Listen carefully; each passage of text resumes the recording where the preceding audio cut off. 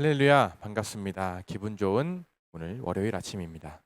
이 시간 다 같이 나의 갈 길 다가도록 2절만 찬양하시면서 말씀으로 나아가도록 하겠습니다.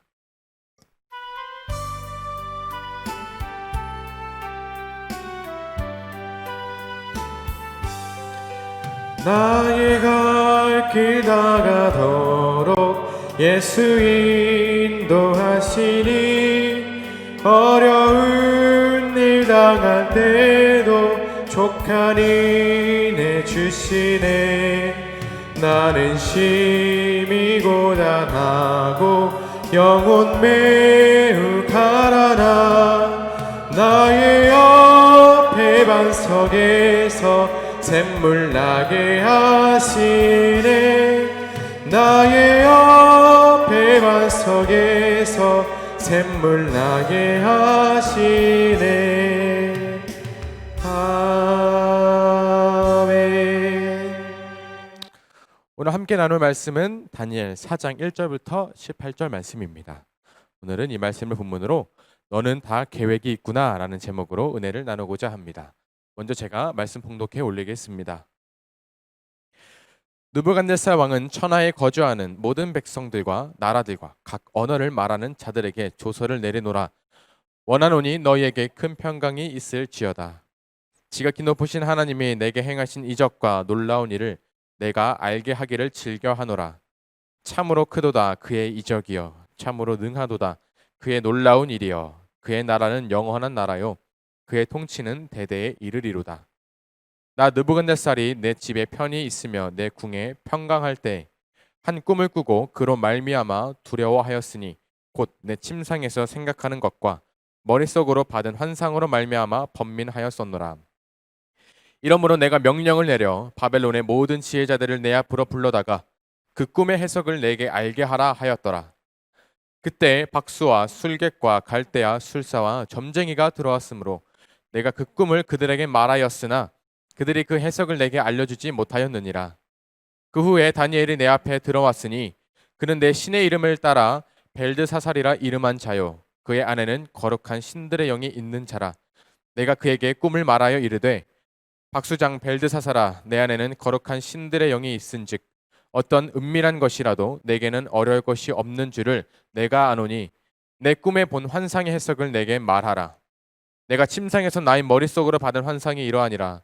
내가 본즉 땅의 중앙에 한 나무가 있는 것을 보았는데 높이가 높더니 그 나무가 자라서 견고하여 지고 그 높이는 하늘에 닿았으니 그 모양이 땅끝에서도 보이겠고 그 잎사귀는 아름답고 그 열매는 많아서 만민의 먹을 것이 될 만하고 들짐승들이 그 그늘에 있으며 공중에 나는 새는 그 가지에 깃들이고 육체를 가진 모든 것이 거기에서 먹을 것을 얻더라.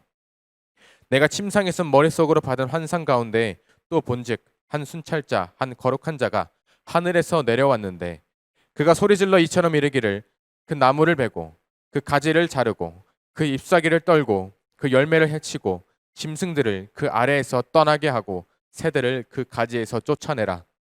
그러나 그 뿌리의 그루터기를 땅에 남겨두고 새와 노줄로 동이고 그것을 들풀 가운데에 두어라.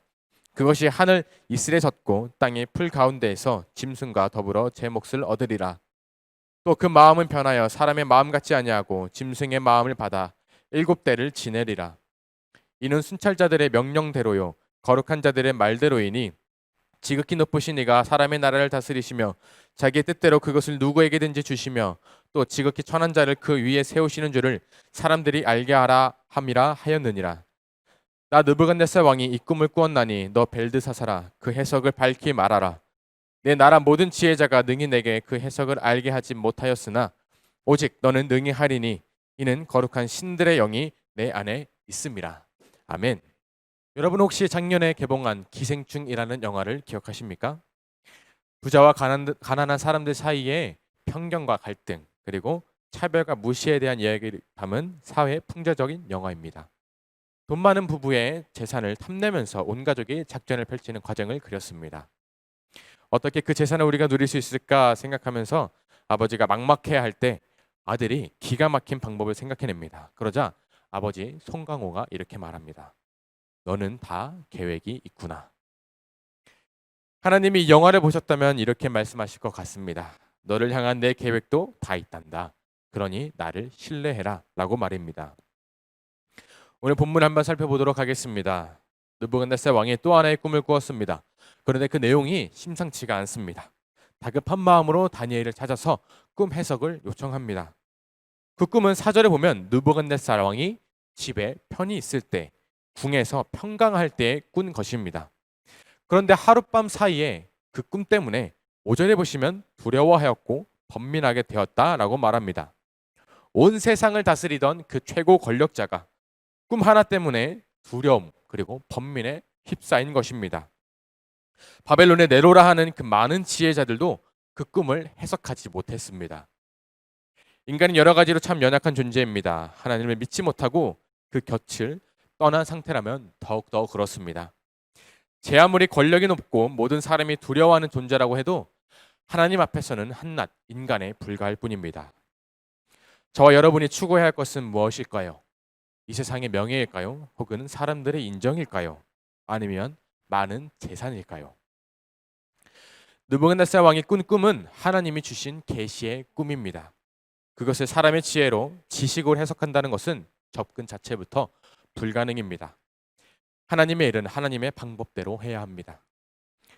하나님 알지 못하는 세상의 사람은 세상의 것들을 끊임없이 구할 것입니다. 그러나 하나님의 사람은 하늘나라의 것을 구해야 할 줄 믿습니다.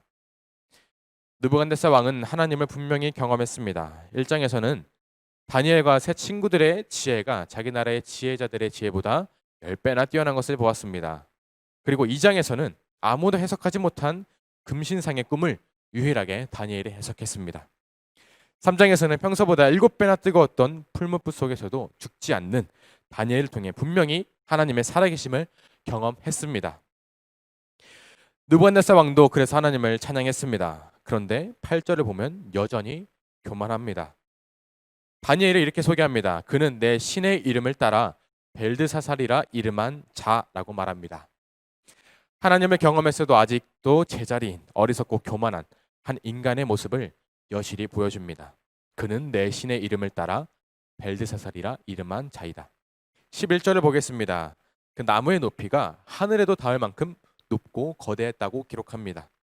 이어서 12절입니다. 잎사귀가 아름답습니다. 모든 사람이 먹을 만한 열매도 주렁주렁 맺었습니다. 하늘을 날던 새도 그리고 들짐승들도 그 나무에서 쉴 만큼 평화로웠습니다. 맞습니다. 4절에서 볼 수 있었듯이 바벨론은 당시 편안하고 평강한 삶을 살았습니다. 단지 그 안에 하나님만 없었을 뿐입니다. 꿈이 여기서 끝났으면 참 좋았을 것입니다. 그런데 이 꿈은 13절에 기록된 대로 순찰자의 등장과 동시에 반전이 일어납니다.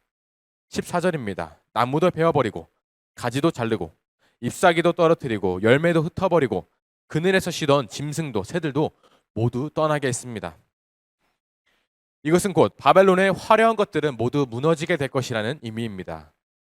하나님을 경험했으면서도 여전히 교만한 느부갓네살 왕, 그리고 여전히 하나님을 거부하고 우상 숭배가 끊이지 않던 바벨론을 향한 하나님의 예언의 메시지인 것입니다. 그러나 여기서 끝이 아닙니다. 16절에서 볼 수 있듯이 느부갓네살 왕은 7년 동안 짐승의 모습을 하고 지내야 했습니다. 하나님이 과연 이런 꿈을 꾸게 하신 이유가 무엇일까요? 그 목적까지 17절에서 말씀하고 계십니다. 첫 번째, 사람의 나라를 다스리는 존재가 있다. 두 번째, 그 존재는 자기의 뜻에 따라 나라를 다른 사람에게 줄 수 있는 권세를 가지고 있다. 세 번째, 그 나라 가운데 천한 자를 세울 권세도 가지고 있다는 것을 알려주기 위한 것이라고 말합니다. 오늘 본문은 이 땅의 권세가 누구에게 있느냐 하는 질문에 대한 완전한 대답입니다. 하나님의 그 권세를 인정하지 않고 깨닫지 못하고 여전히 교만한 존재는 바벨론처럼 또한 느부갓네살처럼 완전히 멸망할 것입니다. 하나님의 나라에 소망을 두는 사람은 구원할 것이고 끝내 그러지 못하는 사람은 반드시 멸망합니다. 그렇게 하루하루를 겸손하게 그리고 감사하며 살아야 할 줄 믿습니다. 우리는 미래를 알 수 없습니다. 정해진 것도 알 수 없습니다. 아무리 많은 사람에게 대단한 존재라고 인정받아도 미래를 예언할 수 있는 사람은 전혀 없습니다. 그러나 한 가지 확실하게 정해진 미래가 있습니다. 모든 사람은 반드시 죽는다는 것입니다. 이러한 사실 외에는 내일 일은 난 몰라요 라고 고백하면서 살 수밖에 없는 것이 바로 저와 여러분의 인생인 것입니다. 그러나 그럼에도 불구하고 하나님의 백성들이 이 땅에서 하늘나라의 소망을 가질 수 있는 것은 이 땅을 향한, 그리고 여러분을 향한 하나님의 계획이 분명히 있기 때문입니다. 오늘 하루를 어떻게 살아야 할지 막막하십니까? 혹은 낙심을 가져다주는 상황과 환경이 있으십니까? 고통과 고난이 끊임없이 찾아옵니까? 그렇다면 저와 여러분이 해야 할 것이 하나 있습니다. 바로 느부갓네살 왕처럼 인간의 방법을 취하지 않는 것입니다. 하나님의 방법을 찾아야 합니다. 이 우주를 통치하고 온 인류의 역사를 지금도 이루어 가시는 하나님의 그 뜻을 알고 싶으시다면 인간의 방법부터 거부해야 합니다. 내 귀에서 끊임없이 유혹하는 세상의 소리, 인간의 소리, 내 생각의 소리, 내 경험의 소리를 차단해야 합니다. 세상을 향한 귀는 막고 하나님을 향한 귀는 반드시 열어야 합니다. 이게 어떻게 가능할까요? 오직 말씀과 기도로 가능한 줄 믿습니다. 저와 여러분을 향한 하나님의 계획과 뜻은 분명히 있습니다.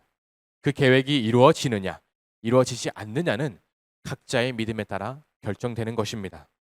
언제나 낮은 마음으로 겸손하게 두려운 마음을 가지고 주님께 나아갈 때 주님이 여러분을 분명히 이끌어 주실 것입니다. 그러니 현재의 상황에 낙담하지 않으시기 바랍니다. 여러분이 하나님 곁을 떠나지만 않는다면 그 계획과 뜻은 분명히 이루어질 줄 믿습니다. 하나님이 오늘 저와 여러분에게 이렇게 말씀하십니다. 너를 향한 내 계획이 있단다. 그러니 나를 신뢰해라. 이 시간 다 같이 기도하도록 하겠습니다. 사랑의 하나님, 세상은 참 불공평한 것 같이 느껴집니다. 나만 빼고 다 행복한 것 같고 나만 빼고 다 잘 되는 것 같습니다. 그래서 때론 낙심도 되고 절망이 찾아올 때도 있지만 그 가운데 소망을 잃지 않을 수 있는 것은 주님을 신뢰하기 때문입니다. 연약한 저를 통해서도 주님께서 하실 일들이 있다니 참으로 감사할 뿐입니다. 오늘 하루도 주님의 계획과 뜻을 구합니다. 순종하겠습니다. 나의 갈 길을 인도하여 주시옵소서. 살아계신 예수님의 이름으로 기도합니다. 아멘.